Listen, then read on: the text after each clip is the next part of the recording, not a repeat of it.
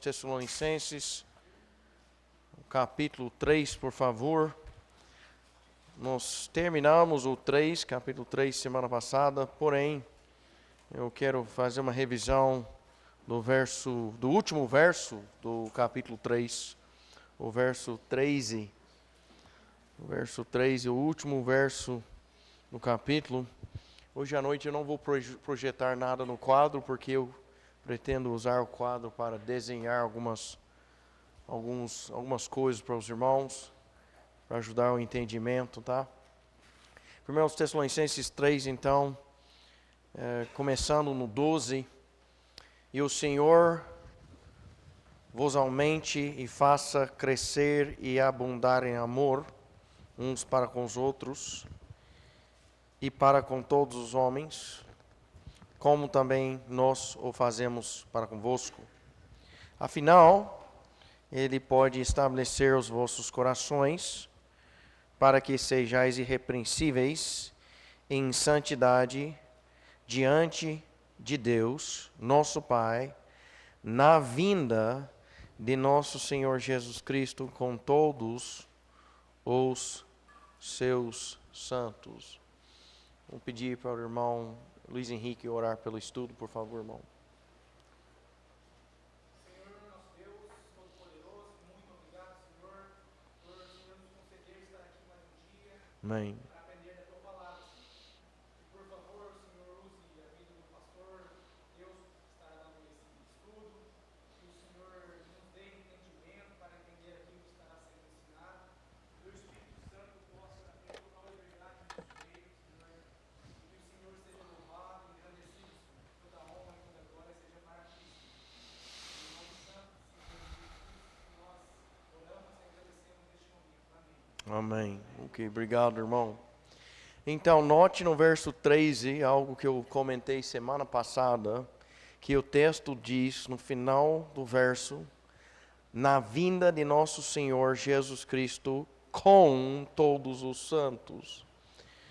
Compara essa frase, na vinda de nosso Senhor Jesus Cristo com todos os santos, com o próximo capítulo, capítulo 4, e a frase que nós encontramos no verso, verso 16. Porque o mesmo Senhor descerá do céu com brado, e com a voz de arcanjo, e com a trombeta de Deus, e os mortos em Cristo ressuscitarão primeiro, depois nós, os que estamos vivos e permanecemos, seremos arrebatados juntamente com eles nas nuvens, a encontrar o Senhor no ar, e assim estaremos para sempre com o Senhor. Ou seja, olha o verso 16 de novo. Porque o mesmo Senhor descerá do céu com brado. Ele está descendo do céu para buscar os seus santos. Esse é o arrebatamento da igreja, tá? Então, 1 Tessalonicenses 4, do verso 13 a verso 18, trata o arrebatamento da igreja. Por que eu estou falando arrebatamento da igreja? Porque há um arrebatamento dos santos da tribulação também.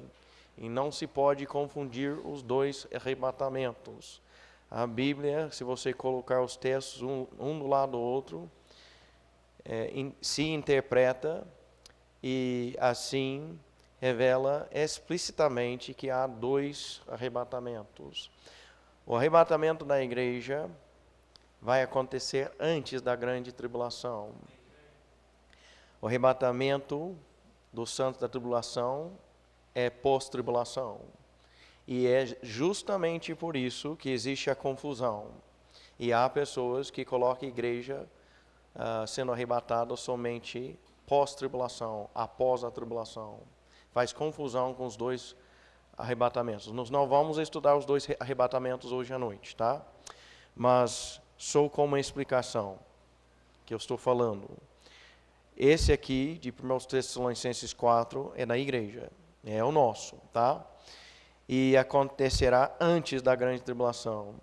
Agora, nesse arrebatamento o Senhor está buscando os seus santos. Em 1 Tessalonicenses 3, verso 13, note que o texto diz, na vinda de nosso Senhor Jesus Cristo com todos os seus santos. Então, esse aí é o segundo advento no Senhor Jesus. Então, a gente pode, assim, fazer um gráfico, tá? Ilustrando isso. E aí, nós temos, obviamente, o Velho Testamento, tá? Na nossa Bíblia, um período de 4.000 anos, tá?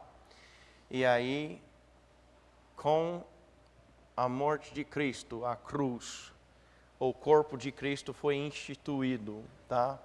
Ou seja, o corpo de Cristo, a qual nós fazemos parte como membros, nós que somos salvos, se tornou possível pela cruz do Calvário. Isso é o quê? Isso é Efésios capítulo 2, tá? Agora,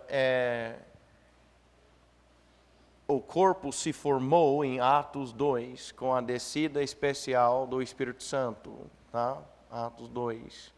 Aí você tem, então, o corpo de Cristo, a igreja. E vamos representar esse período por um arco assim, tá?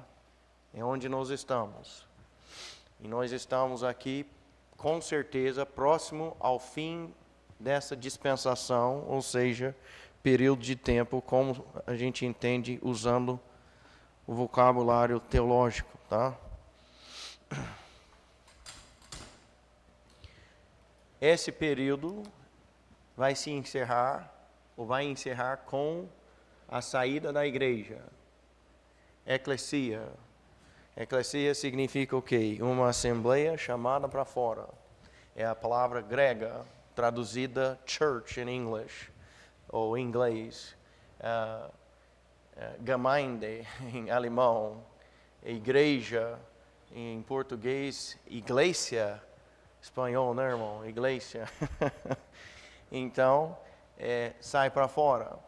Jesus Cristo nos busca, nós saímos. Isso é o quê?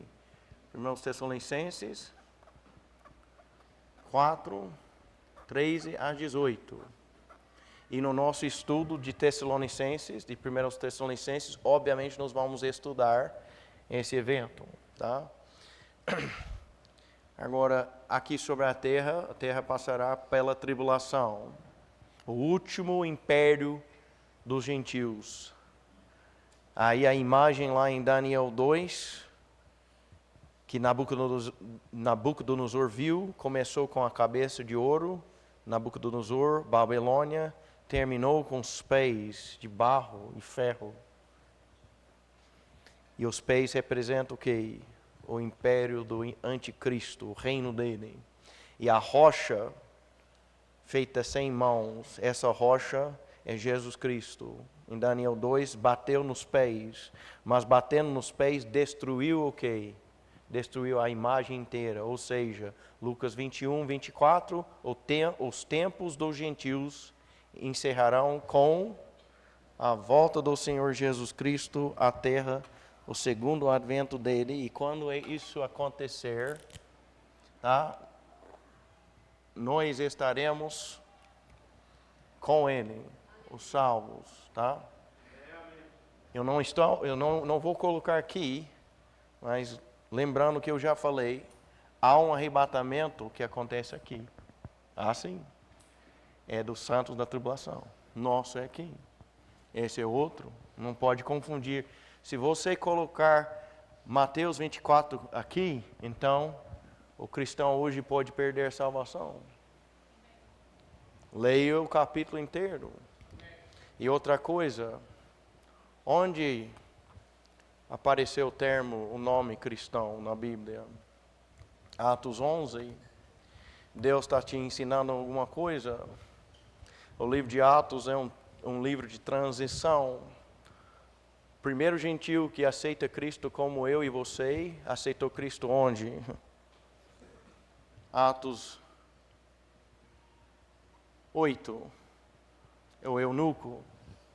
O apóstolo dos gentios foi salvo e chamado em Atos 9.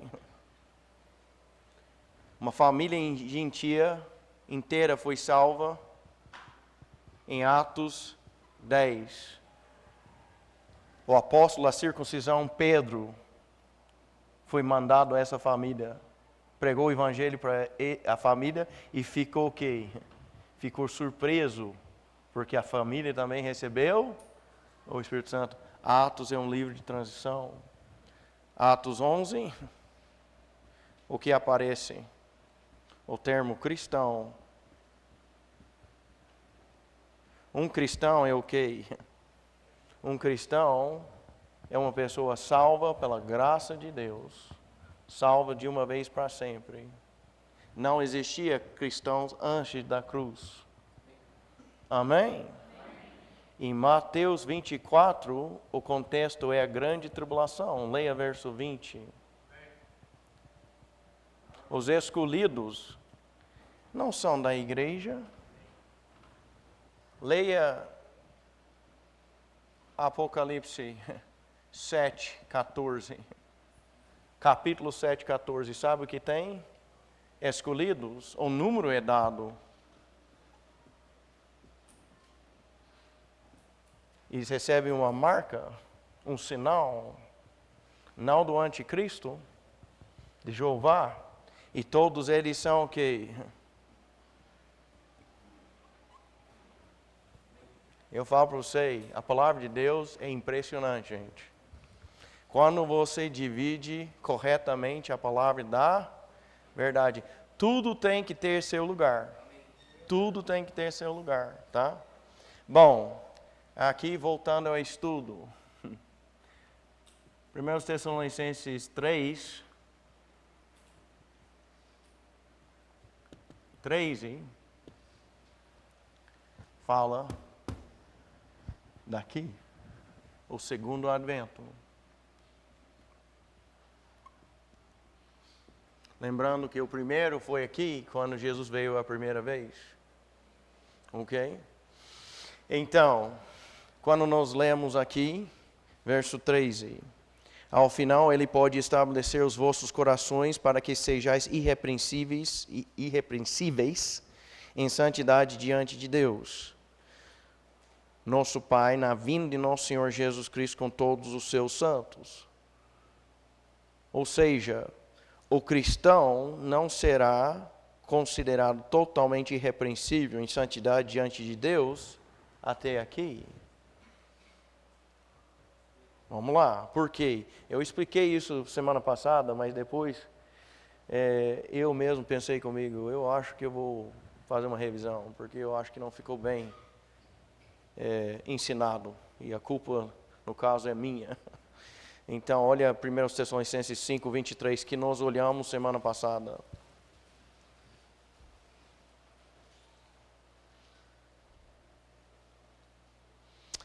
E o mesmo Deus de paz vos santifique completamente. E oro a Deus que todo o vosso espírito e alma e corpo sejam preservados irrepreensíveis para a vinda de nosso Senhor Jesus Cristo.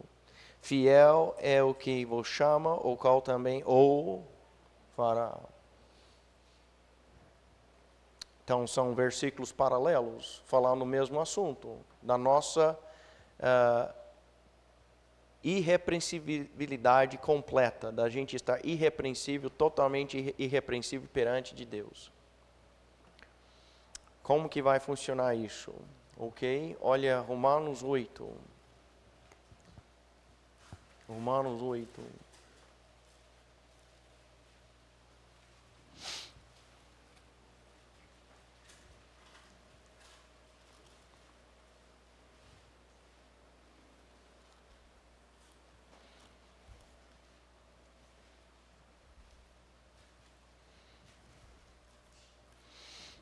Verso 24, por favor.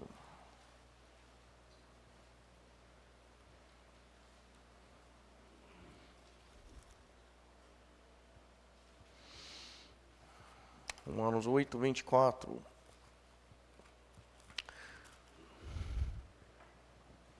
Vamos ler, começando no verso 23, 8, 23.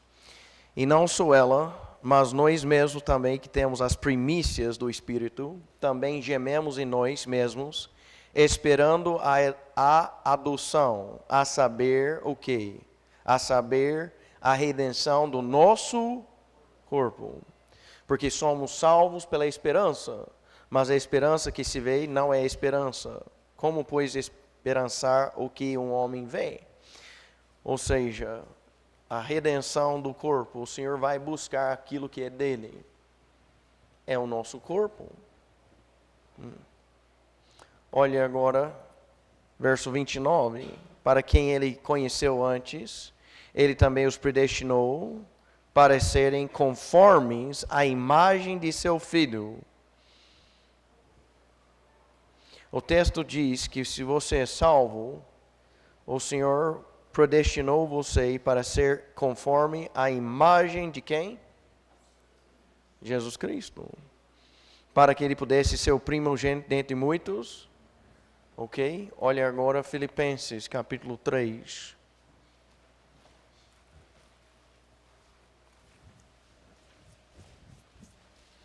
Vou colocar aqui, irmãos. Romanos 8, 23 a 24. Filipenses 3. Eu vou colocar aqui também 29, tá? 29. Filipenses 3. Olha o verso 21. Começando no verso 20. 20, 21.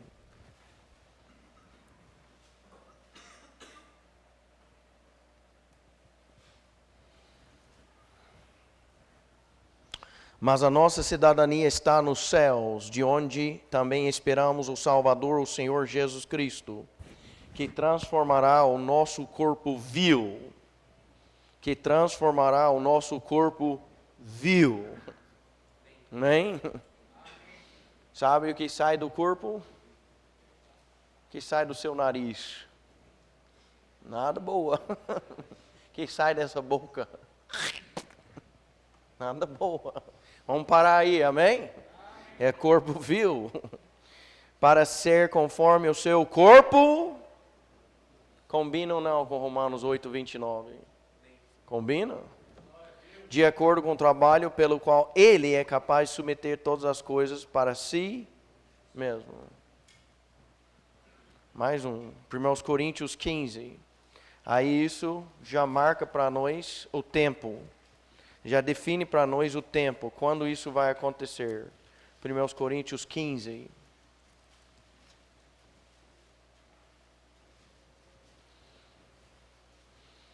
Verso 50. Começando no 50. 1 Coríntios 15, 50.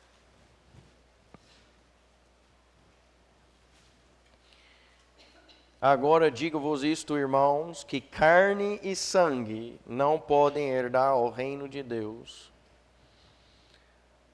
Nós não vamos fazer um grande desvio aqui, mas rapidamente, só para você entender, olha Lucas, guarde aqui, olha Lucas 24, 39. Põe na margem da sua Bíblia, do lado de 1 Coríntios 15, 50, olha, coloca aí Lucas 24, 39, tá? Esse é o corpo de Jesus depois da ressurreição dele.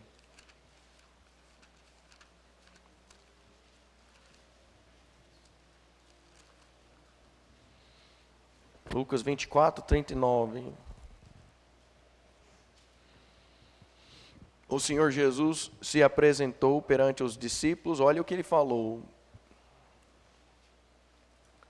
Olhai as minhas mãos e os meus pés, que sou eu mesmo. Tocai-me e vede, porque um espírito não tem carne, nem ossos, como vedes que eu tenho. Carne, ossos. O corpo dele, ele disse, como vedes que eu tenho. Mas ele não falou nada de sangue. O corpo ressuscitado dele, ele falou que ele tinha o quê? Carne e ossos. O seu corpo vil, nós acabamos de ler em Filipenses 3. Quando o médico quer descobrir se você está bem ou se você está com doença ou que tipo de doença você tem, faz o quê? Exame de sangue. Então, em 1 Coríntios 15, verso 50, falando da nossa ressurreição, que é o arrebatamento da igreja, agora digo-vos isto, irmãos, que carne e sangue não podem herdar o reino de Deus, nem a corrupção herdar a incorrupção. Ou seja, segundo o que nos lemos em Lucas 24, o corpo incorruptível é o quê? Não é só espírito. Não é só espírito. Tem um tipo de carne e osso. É diferente. 51. Eis aqui vos digo um mistério.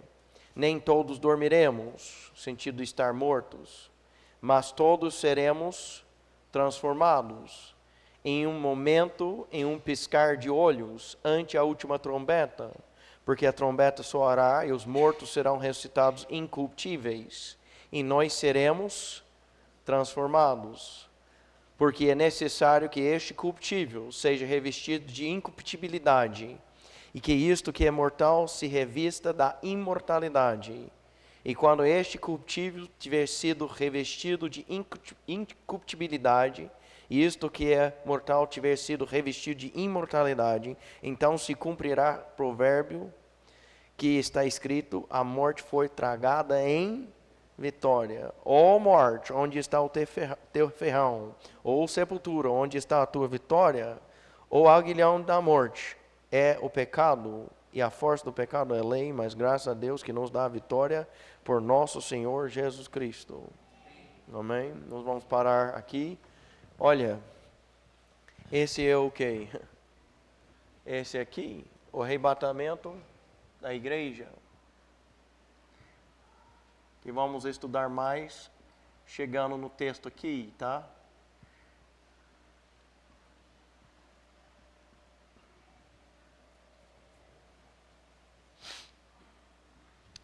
Se você está morto quando Jesus nos chamar, você vai ser ressuscitado. Se você subir e ser transformado na subida. Se você está vivo ou estiver vivo, você subirá também e será transformado na subida. Mas segundo o nosso texto, você não vai ser considerado totalmente irrepreensível até aqui, a volta. Mas por quê?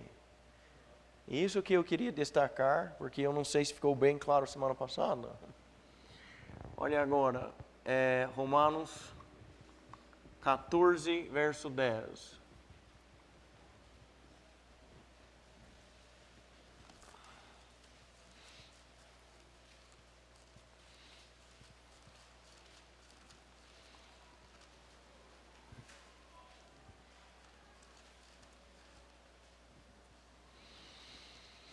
Romanos 14, 10. O texto diz: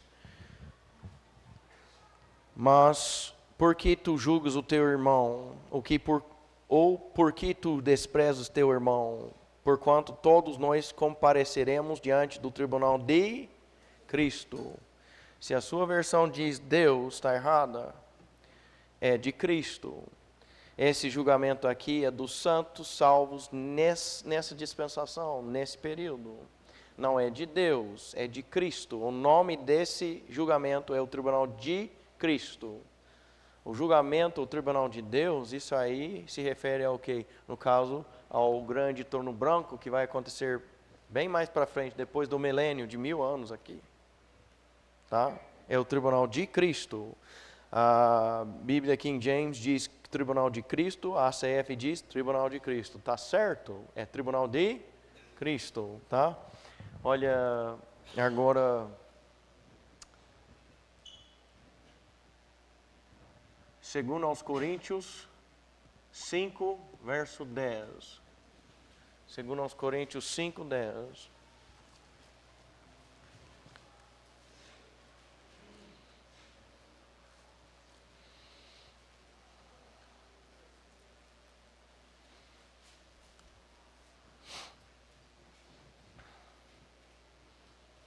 Eu preciso pedir perdão, irmãos. Eu estou cansado. Esses preparativos da viagem estão me deixando cansado. Eu dou graças a Deus por minha esposa, tem me ajudado muito. Os filhos estão ajudando nós muito. Mas está deixando eu um pó. Então, se parece que eu estou lento hoje à noite, é por causa disso mesmo. Segundo aos Coríntios 5:10, porque todos devemos comparecer diante do tribunal de Cristo, para que cada um possa receber as coisas feitas no seu corpo, segundo o que tiver feito, se é o bom ou seja, o tribunal de Cristo não é para ver se a pessoa é salva, não somos salvos pela graça de Cristo, mas é para ver o que nós fizemos com essa salvação, o que fizemos com a graça que recebemos. E isso para ver se vamos receber prêmios eternos, e isso para ver também, avaliar se a gente vai reinar com Cristo, ou se vai passar vergonha, quando? Aqui no milênio. A Bíblia fala isso. Olha para 1 Coríntios 3 agora.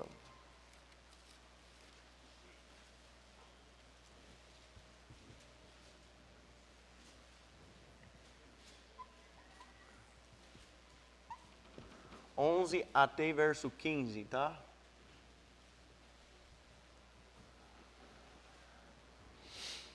Irmãos Coríntios 3, 11 a 15. Porque nenhum outro fundamento pode alguém lançar além do que já está posto, qual é Jesus Cristo. Amém. O fundamento não é a igreja batista, não é a igreja católica, não é nenhuma instituição religiosa. É Cristo. Agora, se você é salvo e seu fundamento é Cristo, o que você está construindo em cima desse alicerce, então? Desse fundamento. Que tipo de vida você está construindo em cima desse fundamento? O fundamento é firme, sólido, não tem erro ou defeito, amém? Mas vamos ver que tipo de construção está fazendo.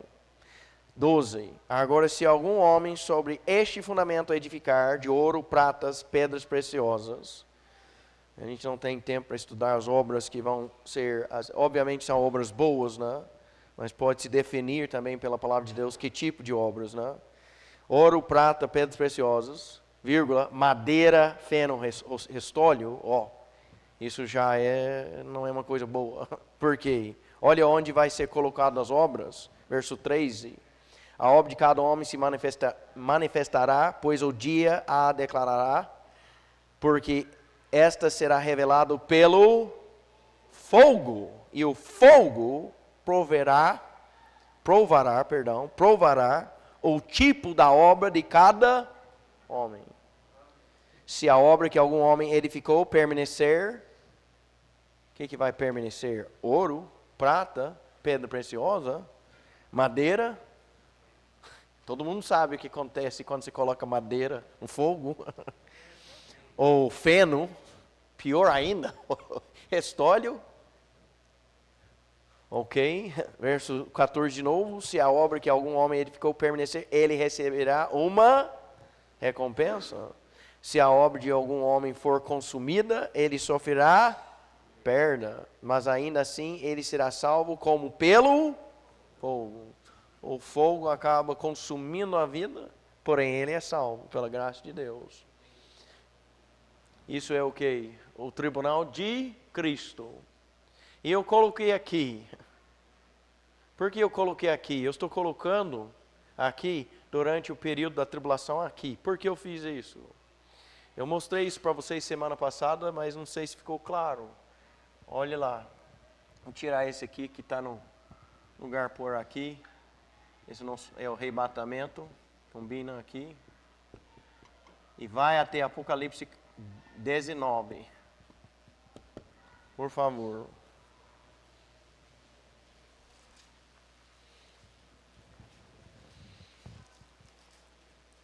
Apocalipse 19.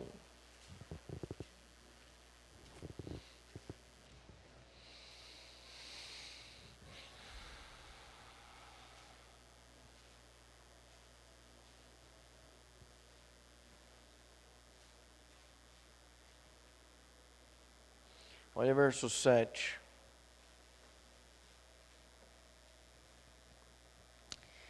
Alegremos-nos e regozijemos-nos e demos glória a Ele, porque as bodas do Cordeiro chegou e a sua esposa já se preparou. Sua esposa já se preparou. Como assim? Olha o verso 8. E foi-lhe concedido, a esposa, que se vestisse de linho fino, puro e resplandecente. Olha aqui. Porque o linho fino é a justiça dos santos. Você é salvo pela justiça de Cristo. Mas aqui a esposa, ela está vestida do quê? De sua própria justiça. A esposa fala da igreja como uma só, um corpo só. E aí trata que o linho fino aqui é o quê? A justiça dos santos. Olha, guarda aqui, guarda a Apocalipse 19 e volta até Apocalipse 3, rapidamente, para ver uma coisa.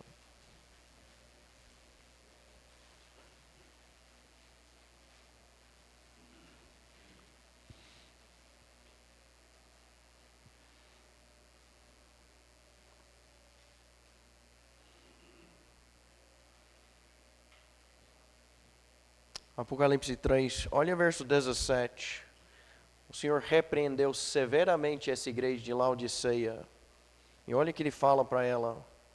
O que ele falou para ela. Porque tu dizes, eu sou rico e cheio de bens, não tenho necessidade de nada, e não sabes que és um desgraçado e miserável e pobre e cego e... Olha o verso 18. Aconselho-te comprar de mim ouro refinado no fogo. Parece que a gente já leu sobre isso. Para que tu sejas rico. Olha, e vestes brancas, para que te vistas, e que a vergonha da tua nudez não apareça. E que unjas teus olhos com colírio, para que possas ver.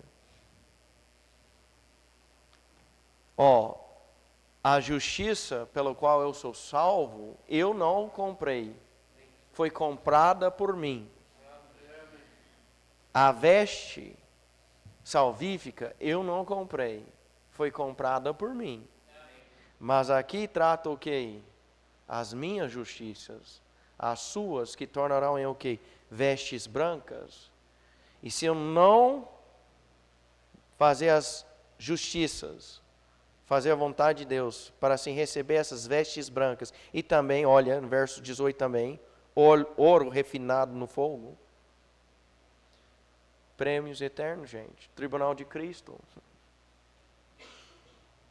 O que vai acontecer? Eu vou passar uma vergonha, a vergonha de o quê? Nudez pública. Ou seja, tudo isso nos informa que vai ter alguns, talvez pode ser até muitos, não duvido, que são da igreja, mas vão passar uma vergonha aqui. Amém? Porque vai faltar o quê? Vai faltar linho fino, né? Mas o que acontece? Acontece que a esposa se prepara pelo tribunal de Cristo. Ela se prepara. E em seguida o que vai acontecer? Verso 9. Ele disse-me, escreve, abençoados são aqueles que são chamados à ceia das bodas do Cordeiro. Disse-me, estas são as verdadeiras palavras de Deus. E caí a seus pés para adorar. E ele me disse, atenta para que tu não faças isso. Eu sou o teu conservo de teus irmãos e que tem o testemunho em Jesus. Adora a Deus porque o testemunho em Jesus é o espírito de profecia. Verso 11. E eu vi o céu aberto, e eis um cavalo branco, e o que estava assentado sobre ele era chamado de fiel, verdadeiro, e com justiça julga e guerreia. Seus olhos eram como chamas de fogo, e sobre a sua cabeça havia muitas coroas, e ele tem um nome escrito, que nenhum homem conhecia, senão ele mesmo. Ele está vestido com veste banhada em sangue, e o seu nome é chamado de a Palavra de Deus. E os exércitos que estavam no céu seguiam-no sobre cavalos brancos, vestidos de linho fino, branco e limpo, e da sua boca sai uma espada afiada, para que com ela castigue as nações, e ele as governará com um cetro de ferro, e ele pisa o largar do vinho da fúria e da ira do Deus Todo-Poderoso. E ele tem sobre a sua veste, sobre a sua coxa, um nome escrito: Rei dos Reis e Senhor dos Senhores. Eu vi um anjo que estava de pé no sol, e ele gritou com alta voz, dizendo a todas as aves que voam pelo meio do céu: Vinde e ajuntai-vos à ceia do grande Deus, para que possais comer a carne de reis, e a carne de capitães, e a carne de homens poderosos, e a carne de cavalos, e dos que nelas se assentam, e a carne de todos os homens, tanto os livres quanto os escravos, tanto os pequenos quanto grandes. E eu vi a besta, o anticristo, e os reis da terra, e os exércitos reunidos para guerrearem contra aquele que está sentado sobre o cavalo, e contra o seu exército. E a besta foi tomada, e com ele o falso profeta que operava milagres diante dele, com os quais enganava os que receberam a marca da besta e os que adoraram a sua imagem. Estes dois foram lançados vivos no lago de fogo, queimando com enxofre. Ou para aqui. Ou seja, a esposa se prepara, passa pelo tribunal de Cristo, recebe os prêmios, recebe as vestes, tem as bodas do Cordeiro, a igreja toda unida, e quando ela voltar, ela volta casada com o seu Senhor, o Senhor Jesus Cristo. Já passou pela vergonha das bodas, quem não teve o linho fino como devia ter tido, já foi julgado, está acertado tudo, volta com o Senhor Jesus Cristo aqui. Aí já é decidido quem vai reinar e como vai reinar no milênio. Então, por isso, quando a gente ler em 1 Tessalonicenses 3, olhe para 1 Tessalonicenses 3, 13, ao final, ele pode estabelecer os vossos corações para que sejais irrepreensíveis em santidade diante de Deus, nosso Pai, na vinda de nosso Senhor Jesus Cristo com todos os seus santos. Essa é a situação com a qual você quer voltar. Você quer voltar com não somente a alma salva, o espírito vivificado que você já tem, e um corpo glorificado que falta a gente receber aqui, mas você quer voltar também com os prêmios eternos, coroas e o linho fino. Amém? Essa é a situação ideal. O alvo nosso, Filipenses capítulo 3, como Paulo prega e fala, ele prosseguia, ele trabalhava para alcançar esse alvo, cumprir a vontade de Deus, a vocação de Deus para a vida dele. Aí o que acontece? Note que ele fala tudo isso no verso 1 do capítulo 4, o que ele diz.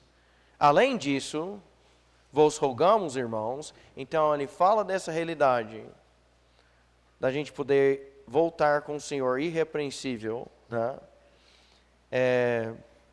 No segundo advento, e no verso 1 do 4 ele diz, além disso, vos rogamos, irmãos, e vos exortamos no Senhor Jesus, que assim como recebeste de nós, de que maneira convém, o quê? Andar. Por que agora ele fala disso? Porque, gente, o seu andar vai ser julgado aqui, no tribunal de Cristo. Amém?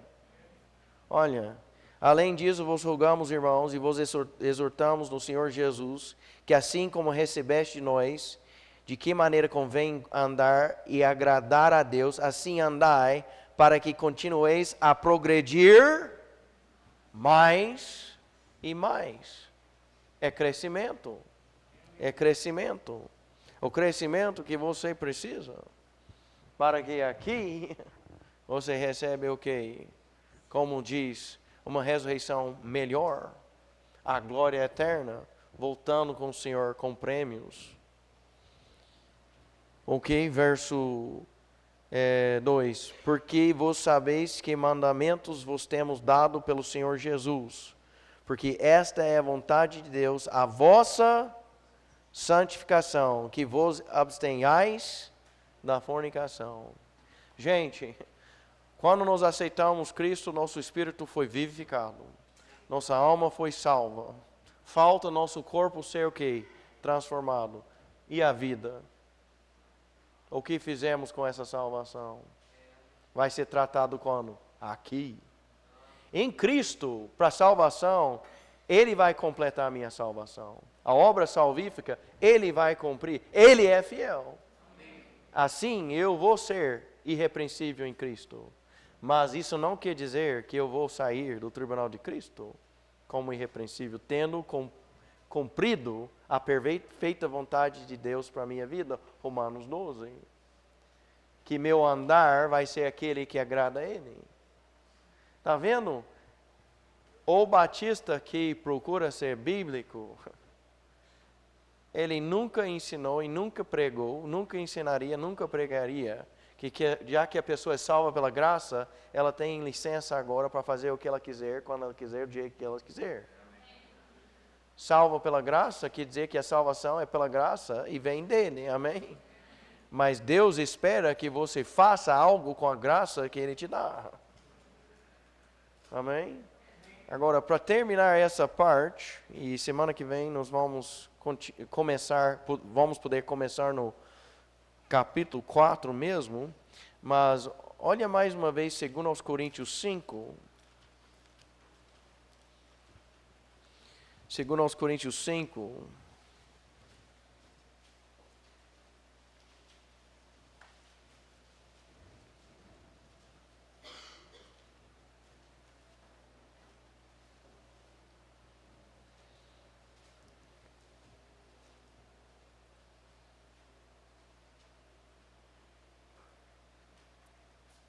E pega também, eu acho que eu errei, irmãos. A gente leu Romanos 14, 10.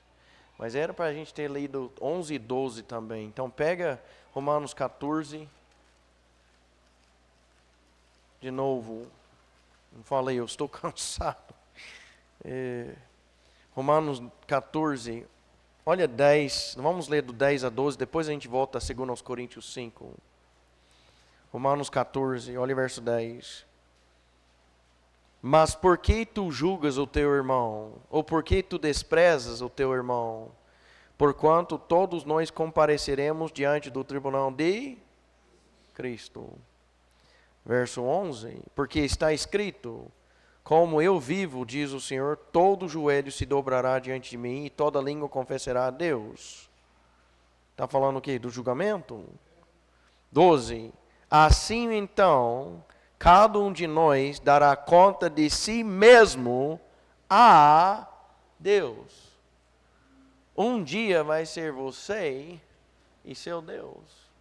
Vai ser você e Cristo no tribunal de Cristo. E você vai ter que fazer o quê? Dar conta, prestar contas de si mesmo, daquilo que você fez nessa vida para Cristo. Olha agora 2 Coríntios 5, 10. Porque todos devemos comparecer diante do tribunal de Cristo, para que cada um possa receber as coisas feitas no seu corpo, segundo o que tiver feito, se é bom ou ruim. 11. Conhecendo, portanto, olha aqui, o temor do Senhor, persuadimos os homens, mas somos manifestos a Deus, e eu confio também que somos feitos manifestos nas vossas consciências. Note o que Paulo disse: conhecendo, portanto, o quê? O temor do Senhor. É o quê? É nosso temor do Senhor. No contexto do quê? No contexto do tribunal de Cristo. Eu confesso para os irmãos, eu estou ansioso para ver Jesus Cristo. Eu tenho a vontade de sair desse mundo. Se Jesus Cristo voltasse hoje à noite, não ia atrapalhar nenhum plano meu. Vamos embora mesmo. Eu estou pronto para subir. Só que tem uma coisa. Esse tribunal de Cristo, esse é o que me dá medo. Porque voltar com Ele, que glória. Amém. Vamos voltar. Ele é o Rei dos Reis. Amém. Mas esse aqui, eu prestar contas por tudo que já fiz nessa vida. E eu sou salvo desde criança, pela graça de Deus. Mas eu creio que por causa disso, a minha responsabilidade é maior e Deus vai me julgar um pouco mais rígido. Alguns de vocês aceitaram Cristo com 30, 40 anos, até às vezes 50. Às vezes você passa mais, com mais graça. Não que vai ser fácil, gente, mas você está entendendo o que eu estou falando? Pessoalmente, eu sei o que devo a Ele. Por isso eu estou aqui no Brasil. Amém. Ele me salvou, Ele me deu a Bíblia, Ele me deu a doutrina, a sã doutrina, Ele me deu essa família que eu tenho. Esse aqui vai ser difícil, porque com certeza eu não tenho feito exatamente o que Ele quer, da forma que Ele quer.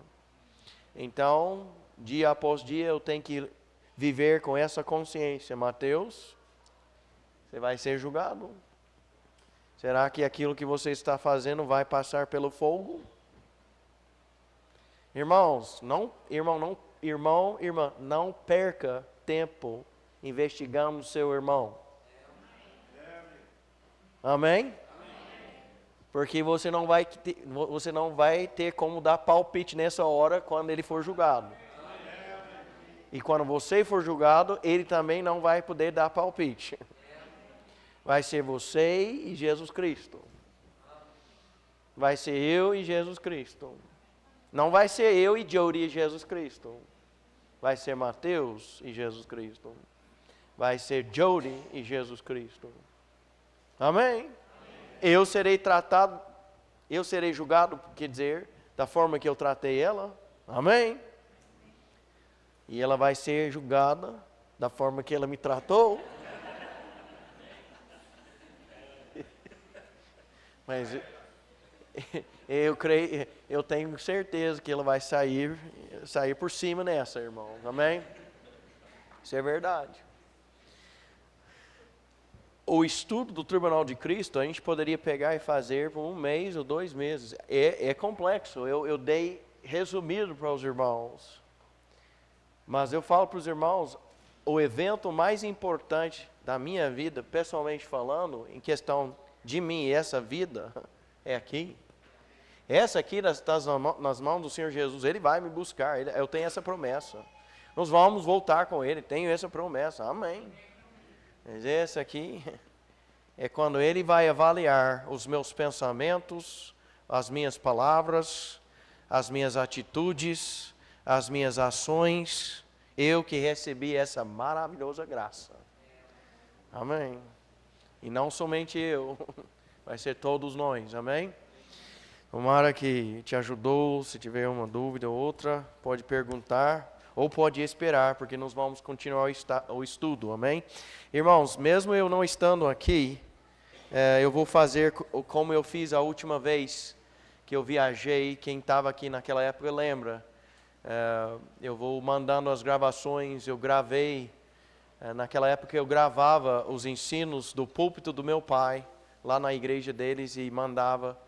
E o irmão, pastor Rafael, vai tocar para os irmãos, para eu poder terminar pelo menos o estudo de 1 e 2 aos Tessalonicenses e 1 aos Coríntios. Depois o pastor também tem um estudo muito bom que eu quero que ele dê na minha ausência sobre como estudar a Bíblia. E começa nas regras de hermenêutico.